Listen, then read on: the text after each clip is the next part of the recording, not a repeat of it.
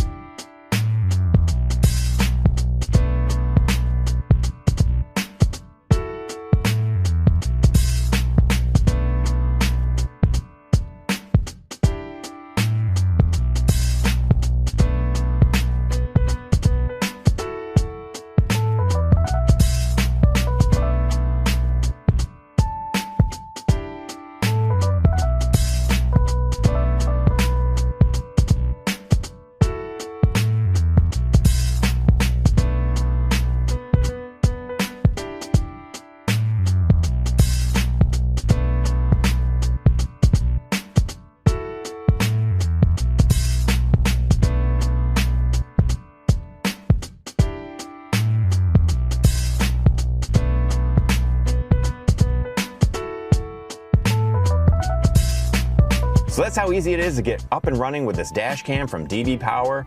Basically take it out of the box, stick it to your windshield, plug it in your cigarette lighter, and you're ready to go. Let's go over some of the menu features on this dash cam. So pretty simple interface. Your power button is going to be up here.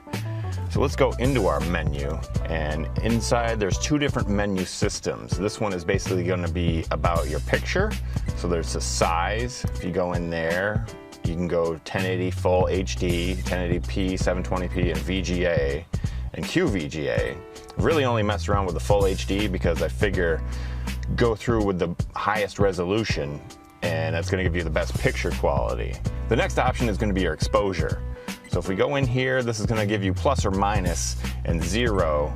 So if you find that the camera tends to overexpose, you can dial it down a little bit, or if it's underexposed, you can go up a little bit. So if we back out of there, the next option is white balance. Let's go in here, and you can leave it on auto, which is what I suggest, or you can manually dial it into daylight, cloudy, fluorescent, and incandescent. So our next option is anti-shake. We'll go in there and you can either have it on or off. This is gonna, stabilize your video a little bit. Loop recording is your next option. If you have it off, it'll record in one long continuous file. You can have 3 minutes, 5 minutes, or 10 minutes. And motion detection, this is set to off by default. So I just left it there. This is gonna, if it detects motion, it's gonna turn on and start recording. Your next option is record audio, and that's either on or off. So if you wanna get the audio from inside the car and perhaps outside the car, turn that on. Your next option is gonna be date stamp. If we go in there, you gotta have it on or off. So you set the date and your time. So if anything happens, you know exactly when it occurred and on which date. So I suggest leaving that on if you're using this for a dash cam purposes, but if you wanted to record for just straight video, you might want to turn it off.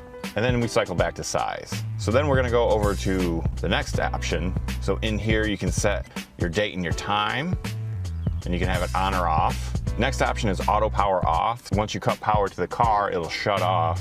Next option is the G sensor. So in here, you're gonna have various levels to set this to, 0, 1, 2, 3, 4, or even off. So the default setting is 2, so it's kind of in the midway point. This is gonna kind of detect impacts. Depending on how you set this, it's gonna detect any sort of vibration or impact with the car and kind of mark clips. So up to you what you want to set this to. If you set it too low, you're not going to get anything. If you set it too high, you're going to get basically every little bump you hit. Next option is license. You can set, your license plate or something like that, or a driver ID number. I haven't messed around with it. And if you go down to beep sound, that's kind of, you can either have it on or off. It's going to beep when you push the buttons, fairly self-explanatory. If you go into your backlight setting, it's going to set how long it's going to take this screen to shut off. So the default setting is off. I recommend probably shutting it off. Maybe 1 minute's plenty, depending on what you want to do with it. If you like having it on, if you like being able to see what you're shooting. Kind of distracting though if it's on all the time. Next option is language. Fairly self-explanatory. You can pick whichever language you want. Next option is frequency. If you go in there, 50 hertz or 60 hertz.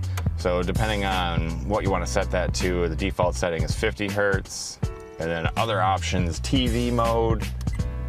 You have NTC or PAL. Image rotation, you can either have that on or off. Format is going to format your SD card, and then default settings will default all the settings. And then your firmware version. So the screen is nice and bright, easy to see during the daytime, and you have your various options on there. It's going to tell you you're on auto white balance. It's going to tell you your 3-minute loop recording, your date and time at the bottom here, how much battery you have. This does have a small battery in it, but you're not going to want to run around shooting with it.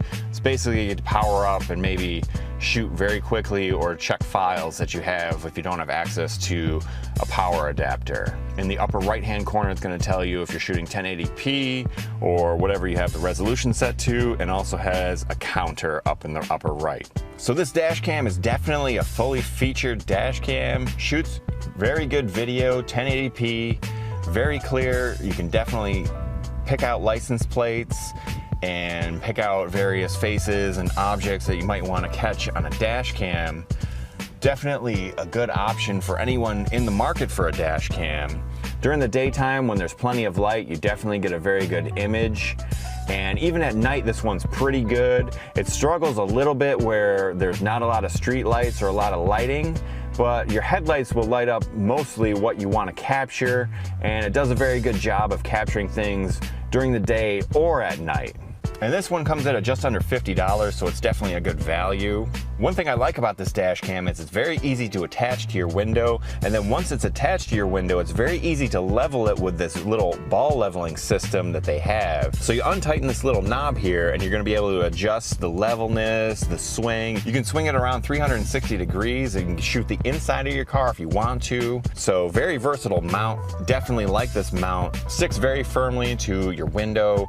Definitely like the mount a lot. So that's all I'm going to have with this dash cam sent to me by DB Power. Hope you guys enjoyed this video. If you did, give me a thumbs up. If I missed anything, or if you have any questions at all, ask in the comments below.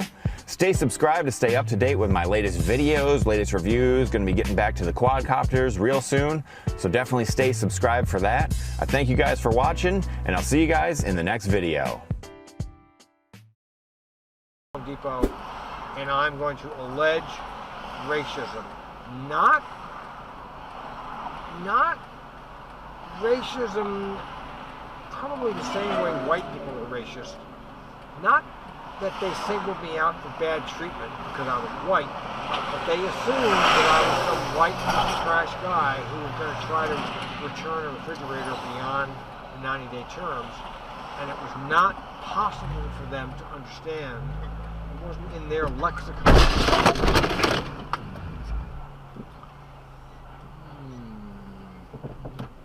I just had an accident.